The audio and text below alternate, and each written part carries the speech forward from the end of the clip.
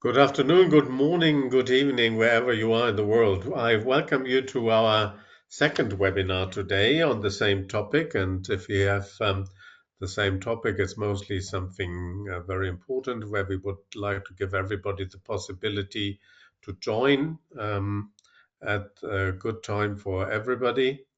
And the topic today is about the ISTA Accreditation Standard and the ISTA Accreditation Directive, ACC D068. And I welcome today here on this topic Florina Pallada, our head of Accreditation and Technical Department, Sylvie Ducournau, who is chair of the ECOM working group on accreditation and member of the ECOM. The same for Sergio, he is also member of the ECOM and member of the accreditation working group. Some points up front. This webinar, as the previous one in the morning, Switzerland morning, will be recorded and will be made available on the ISTA YouTube channel in a few days. So you can listen again, and you could also listen to the one in the morning if there were different questions, and they may arise here today. Further on, the documents which we are talking about will be also made available on the ISTA website pretty soon, and you will, before the annual meeting and the Congress, and you should use the question and answer box to put your questions, and we will then let it answer at the end of the presentation. Florina, I would like to hand over to you for starting with the presentation. Thank you. Thank you very much, Andreas. I will share the presentation, and we will have an overview of the discussions we will have today.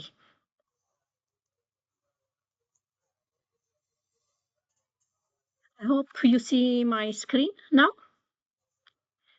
So, as Andreas already mentioned, we will discuss today about the revision of the document. It's about the ISTA Directive ACCD 06B version 2, and also ISTA Accreditation Standard for seed sampling and testing version 8.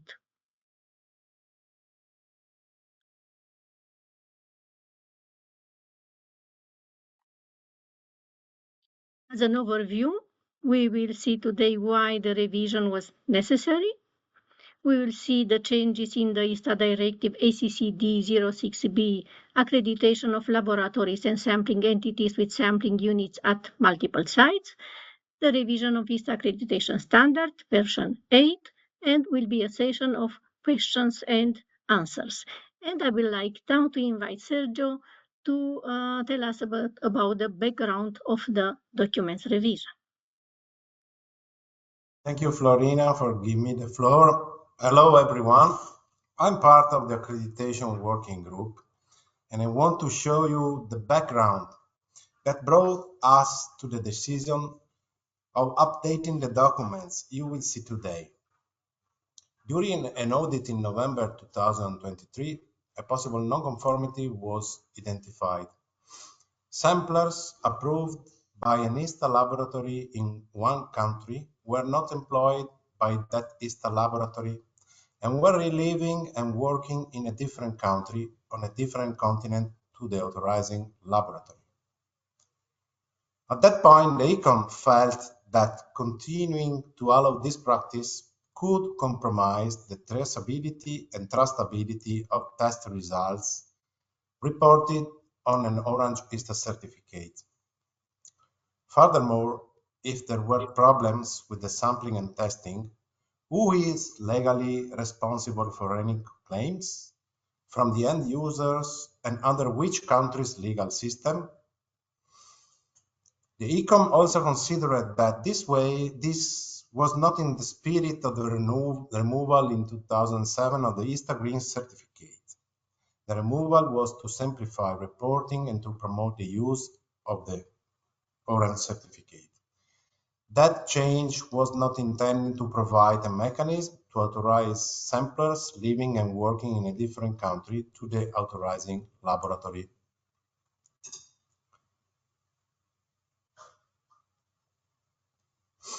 For these reasons, a rules proposal was prepared C11 in 2024 and presented to the online ISTA rules meeting. Comments were received and presented to the ISTA member participants during and after the online ISTA rules meetings of June 2024. Some of comments are reported here. For example, as an ISTA laboratory handling samples for multiple countries, we have concerns about this rule change proposal affecting seed trade globally.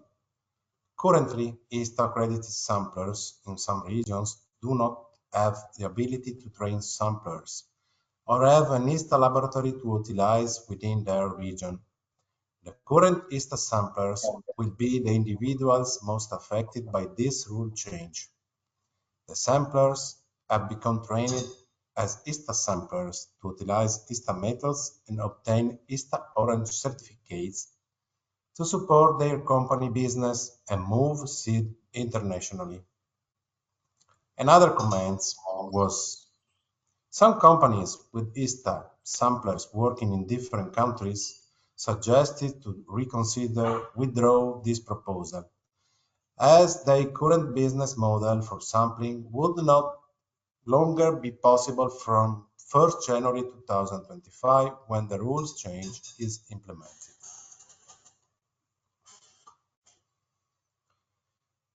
After these feedbacks from members, ICOM decided to withdraw before voting the rule proposal and decide furthermore to provide a membership survey for obtaining further feedback. At the end, ICOM decided, instead of a rule proposal, to update the accreditation for multi-site sampling. The revision takes into account of the membership feedback, especially to provide ISTA sampling in countries that currently do not have any ISTA laboratory or sampling entity. The revision gives more flexibility but provides a system that ensures integrity of the Orange certificate.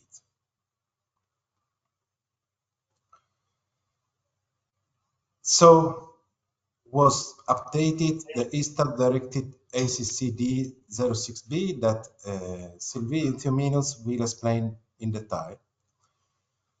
Consequentially, changes were made also to the ISTA Accreditation Standard. The revision of these two documents was approved at the February ECON meeting of this year. Both documents will come into force on the 1st January 2026, and both the revised documents will be posted on the ISTA website soon after this webinar. And now I will leave the floor to Sylvie, who will go into more detail about the directive. Thank you. Thank you, Sergio, for giving me the floor now. So I'm going to explain and present the main changes that have been done to the ISTA Directive ACCD 06B regarding the accreditation of laboratories and sampling entities with sampling units at multiple sites. Some aspects were revised and some new requirements have been added. What is new in the directive is highlighted on the slides in green, so you can see what has been changed. So first, I would like to show you the main aspects that were revised. And first, there was a more accurate definition given for a sampling unit. As you can read on the slide, a sampling unit is a unit that is voluntarily separated from the main accredited laboratory or sampling entity, and that takes samples for the issuance of ISTA Orange certificates under the responsibility of the main ISTA accredited laboratory or sampling entity. The separate sampling unit can be located either in the same or a different country to the main laboratory or the sampling entity. There was also some changes made regarding the location of the sampling units. What you can read also here on this slide is that ISTA accredited laboratories for testing and sampling or sampling entities can have approved sampling units belonging to a main laboratory or sampling entity, even when the sampling involves different locations in the same country or crossing of international borders. This includes, but it is not limited to, international seed companies with processing plants at several sites in the same country or different countries. And what is new is that now there is no limitation due to the geographical areas or continents.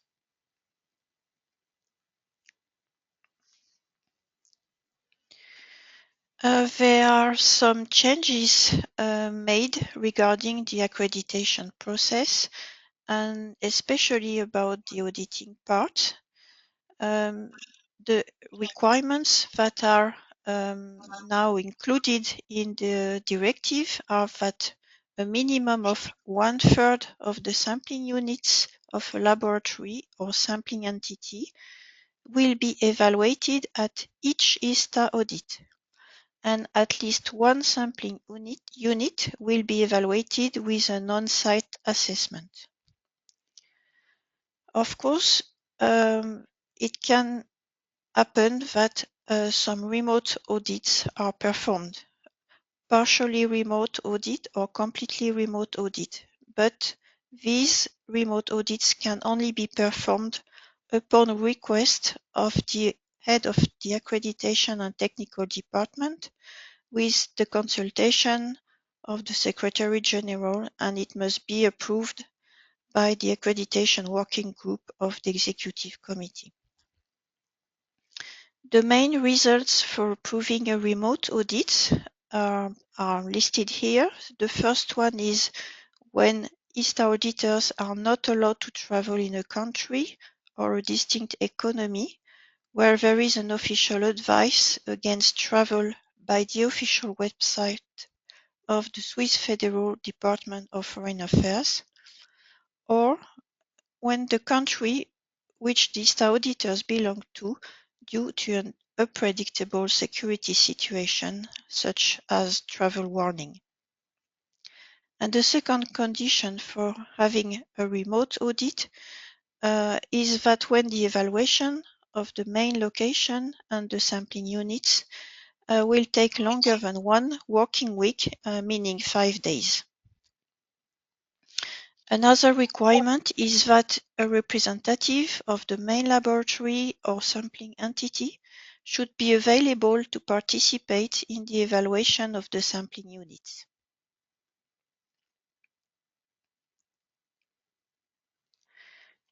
In the directive, we have also added some requirements regarding the quality management system, and especially about the records that must be kept in the main laboratory, in the laboratory or sampling entity. So laboratory or sampling entity must keep some records for samplers they approve to take samples for the issuance of ISTA Orange certificates. They have to keep how many samples each person takes. They have to keep also to record the location, including the country where the samples were taken, we have to record also which ISTA accreditation laboratory the samples are sent to for testing, and if there is some, to keep record of feedback from the ISTA laboratories that receive the samples of any sample non-conformity, such as a sample that was underweight, or a sample bag that was not sealed, or insufficient primary samples taken. So these are the main changes, and now I would like to give the floor to Florina, as of course these changes lead to changes in the accreditation standard. Thank you very much, Sylvie. As Sylvie mentioned, the documents are connected and there were changes. And I will really like to point that the first change, and it's important, it's the title of the accreditation standard. So the version number 8 is now called ISTA Accreditation Standard for seed sampling and testing. In the full document, the term authorized is replaced now by approved when it's about the staff, approved analysts, and approved samplers. In the introductory part, there are also some additions, what you see in green. The standard specifies the criteria which must be fulfilled by laboratories with facilities at multiple sites, laboratories and sampling entities with sampling units at multiple sites. And then the text is unchanged, and sampling entities in order to obtain ISTA accreditation and to maintain their status as an ISTA accredited member and their authorization to issue ISTA certificates. A new information in the standard, ISTA only accredits laboratories and or sampling entities that meet the requirement of the standard. ISTA does not accredit or authorize individual analysts or individual samplers. In the introductory part, you will find as well several additions, such as accreditation of laboratories with facilities at multiple sites must comply with the requirements specified in the ISTA Directive ACC D06A, which is about accreditation of laboratories with facilities at multiple sites, and the second directive already presented by Sylvie today, ISTA Directive ACC D06B. A laboratory or sampling entity located in a country cannot have approved ISTA samplers based in another country unless the laboratory or sampling entity is accredited under the ISTA Directive ACC D06B.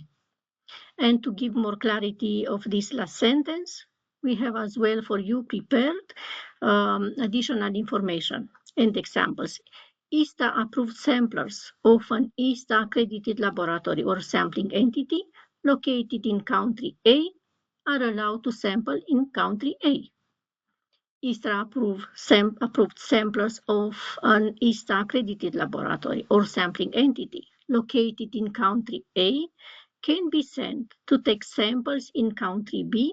This is allowed even from now in the ISTA rules, with the condition that country where the seed lot is located will be reported. And we know from the ISTA rules that can be two options to report where the seed lot is located under the other information on the back side of the ISTA certificates or at sampling by. An ISTA accredited laboratory or sampling entity located in country A cannot have samplers located in country B, C, D, so any other country, unless it is accredited as laboratory or sampling entity with sampling units. So it will come under the requirement of the directive already presented. Other additions to the accreditation standard, version 8, there is under section 1.6, the copyright policy. This is included, and it is specified that it is the responsibility of the accredited member to respect the ISTA property rights and copyright policy whenever referring to the ISTA documentation or part of documentation they may use. For example, images, checklists, audit reports, and for this you may check the full documents under about the ISTA copyright policy and procedure, which is available on the ISTA website. At section 3.1, details for the responsibilities of an accredited member. The sentence is improved for more clarity.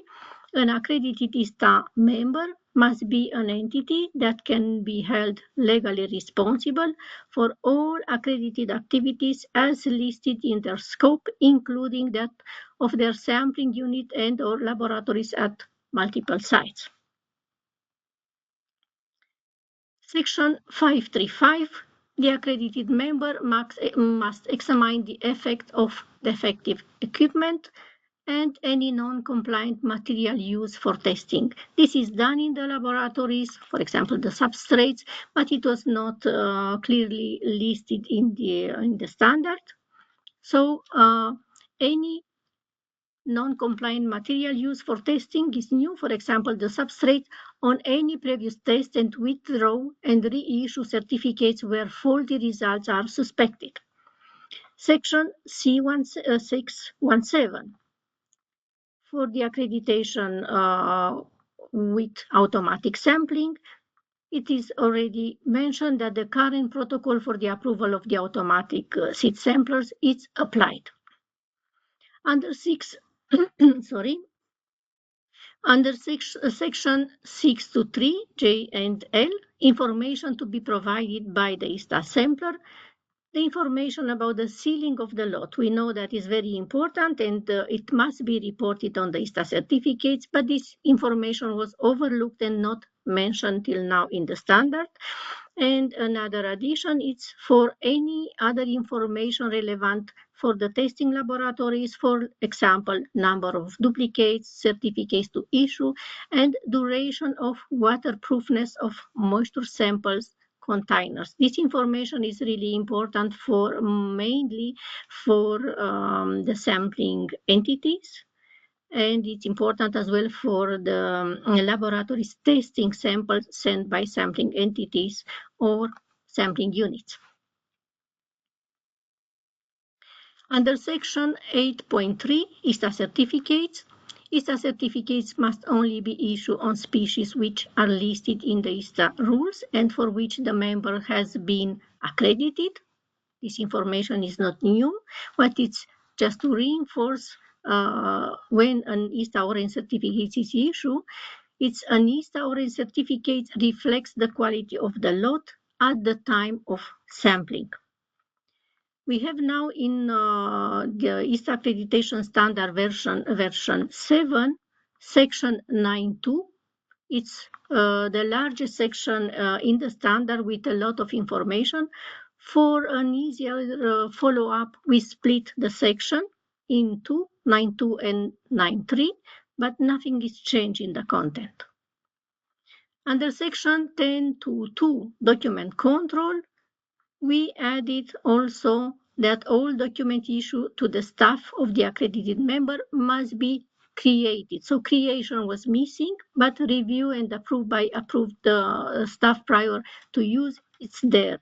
So a master list of or an equivalent control document procedure identifying the current revision status and distribution of the documents in the quality system must be established. So only the word created is added. Section 10.8.7, audits. We just added for clarification what means reassessment. Reassessment can be reaccreditation or in some special cases, a re-audit. The section 10.3.1, it's about monitoring. Monitoring must be planned and reviewed and may include, but not limited to, the following. Why we amended this section of the standard? I I'm thinking that part of you are already very familiar with this area, and we provided 2 webinars in 2024 about samplers monitoring and also analyst monitoring. And during the audits as well, we understood that it's not very clear in some cases what can be done to monitor the stuff. So we provided here more clarity in the monitoring area. So participation in the ISTA proficiency test program is already known. Replicate tests using the same or different methods, still the same. What we put more details here is check sampling of a seed lot by the same or different samplers. Parallel samples from the same seed lot. This was presented in the samplers monitoring webinar. Retesting of retained samples by the same or different analysts. Individual audit assessment using a pre-established checklist. And use of reference materials and or internal quality control, still the same. The last addition or revision to the standard, as we have now in version number 7, the risk and opportunities assessment, we added as well that in the management review, the outcomes of risk and opportunities actions must be considered and also discussed with the top management. This is the last information I have to provide to you. Thank you very much for being with us for this webinar. And I think now is the time for questions and answers. Thank you very much, Florina. I would like to state a few things or remind a few things again. This partially what we discussed today is the consequence, and Sergio mentioned that, of the suggested rule change from last year, C11, to allow samplers, especially in countries where there are no ISTA laboratories or sampling units at the present time, but also in general. So also in countries where there are laboratories or only sampling entities available. But this should be under the control and the audit of ISTA in that case, to make sure that all samples taken are taken properly and are documented properly. And that is the important part here.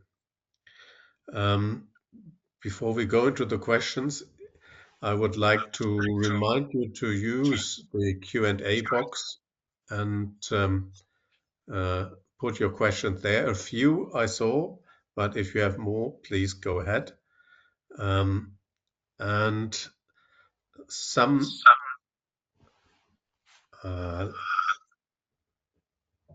the sampling for the sampling units, which could be a person or an organization inside the other country, the scope of it can only be maximum the scope of the mother laboratory or sampling entity. It cannot be different to that. It can be less than this scope, but not more. And maybe to mention as well, if we talk about suspension, if the mother is suspended, that is also counting then for all daughters. That means for all sampling units in any country. That is consequently also the other way around. If there's suspension of a sampling unit in a country which is different to where the mother is located, this would lead to at least suspension also of the mother and all other sampling units. Just as an information, and you all know that this could also occur when payments are not received on time. You could be suspended, and that would count for everybody in that case, of course. I would like to go now to the questions. In the moment, I have only 3 there, and now I'm quite sure that it is 3. First of all, was sampling units referred to a person? And I think we answered that. Florina, you may answer it again. You already answered, yet it may be one person where ISTA doesn't have an accredited laboratory or sampling unit to sample. But this person must be under the directive, under the requirement of the directive we already discussed. Yes, or it can be a group of persons inside one company that could be counted as a sampling unit in this case, right? Yeah. Yeah. And why do we talk about approved instead of authorized is a question here. Yes, I was planning to explain this and I overlooked when I announced the change. We have in the ISTA articles at article number 15 the role of the executive committee. And there is written that the executive committee is empowered to accredit members' laboratories and to authorize such laboratories to issue international ISTA certificates. And we have seen that there are confusion from after the C11 in 2024 was announced to the members. We have seen that there is a confusion that some samplers are considered authorized by ISTA, directly by ISTA. And then we decided to avoid such type of confusion and to use approved instead of authorized. And in the moment, my last question. So if you have questions, please don't hesitate to put it into the question and answer box. As I said, both webinars, the one now and the one in the morning here in Switzerland, will be made available on the ISTA YouTube channel as well as the documents, and that will take place during the course of the week. Hopefully, because in Switzerland we have a short week, but we will do it, of course, before the Congress, so you could come back to us. If there are no more questions, I still have one here, but if there are no more questions coming up, you could also send an email to Florina as head of accreditation and technical department, or to Sylvie, who would answer your questions. If you are coming to New Zealand, you could also ask there and get responses. Maybe what I would like to mention, this change takes place with validity from 1st of January 2026. Before, all laboratories who would fall under this should notify, because if they don't notify until then, or even good before, because actions need to be taken, then this would not be allowed and they risk really to be suspended. Question which I have here in the moment is on a different topic. If a new laboratory looking for ISTA accreditation is located in an economy or a country, I would like to add, for which ISTA auditors are advised not to travel, how will be the inside ISTA audit done? Compulsory to be awarded the accreditation? Following question, is Pakistan in the list for which ISTA auditors and trainers have advised not to travel?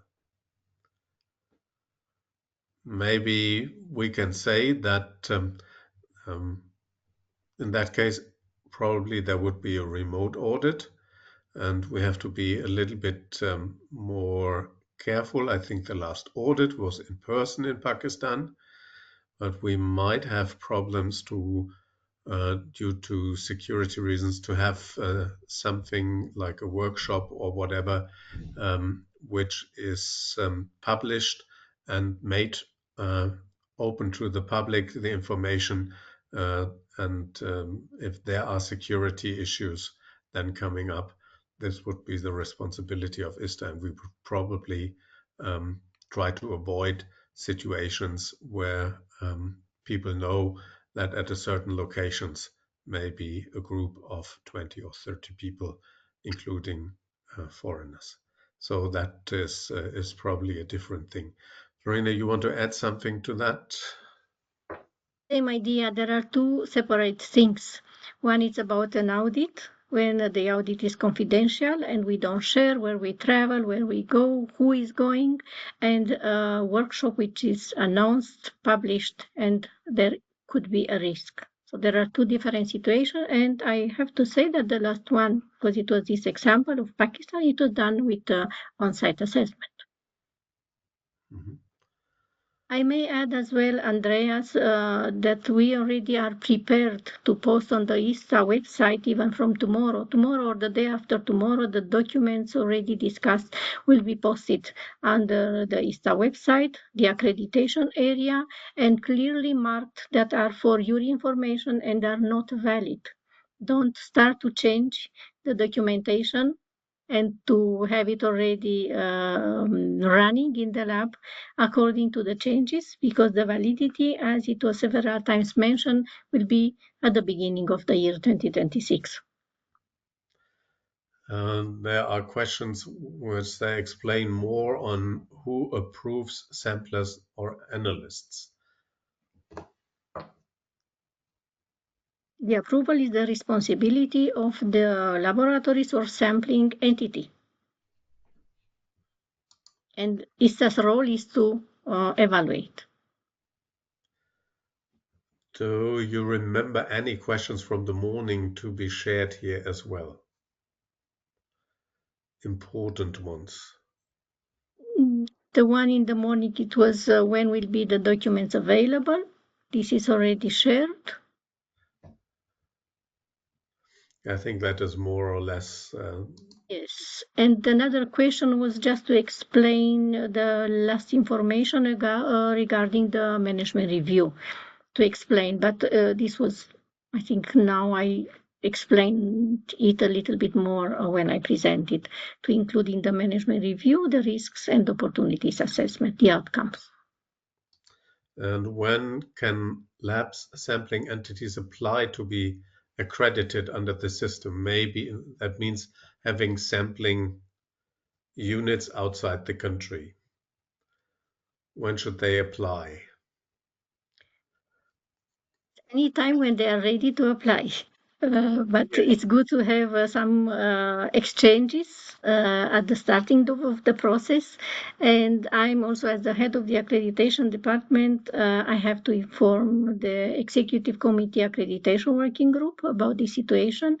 And we will decide together if the requirement is really falling under this situation. So, but as soon as someone is consider that we are looking for this, we can start the discussion. Yes, so what we need to say is we should have the information well before the end of the year to be able to first do an evaluation and to know, is it falling under this regulation or not? And if yes, things can continue because then audits will be planned. If no, everything is fine. But if it would be a yes and the information is coming only beginning of next year, then it would be too late because then you would violate the accreditation standard and the accreditation directive. So you should be available early enough during this year that the first evaluation could be done. I hope There that's is a new candidate. Yeah, if there is a really new candidate, it can come up at any time. But if also it's, others. yeah. Is there a limit of numbers of samples an approval sampler should take? Not from our side. Would be interesting if a sampler could take around 5,000 samples a week, then something seems to be wrong. There's no limitation from a minimum, but there's also no limitation on a maximum. There is no limitation, but based on the quality assurance in my laboratory, I will take care to keep the sampler skilled to maintain the competence. Then, in my opinion, the number, the maximum or the minimum must be decided inside based on the quality assurance aspects. Yes. Another Very interesting question. Accreditation of a lab or sampling entity under the two directives, that means as with sampling units, will it be stated in the scope published on the ISTA website? Yes, we have two cases and they are posted on the ISTA website. It's transparent. The process is confidential, but at the end of the process, looking to the accreditation scope, this is visible. Yeah, I don't have any further questions. Sergio or Sylvie, do you want to add something? I No, think not from my side. it's quite enough clear. And anyway, we maybe people can write in a second moment after reading with accuracy the documents approved, and then we can answer to everyone for doubts, questions, remarks, suggestions, everything. Okay, thank you very much in that case. I have a quick last look, but there are no further questions coming up. A lot of thank yous and thumbs up, applause. That's all going to you. And we thank you for listening to us. And we hope that you got a lot of new information on that and what is coming up newly. Thank you very much and take care. Goodbye. Thank you. Thank you very much to all of you. Bye-bye. Bye-bye. Bye. Goodbye Who is to everyone. traveling to Christchurch, have a safe trip. Thank you. Thank you. Bye-bye. Thank you.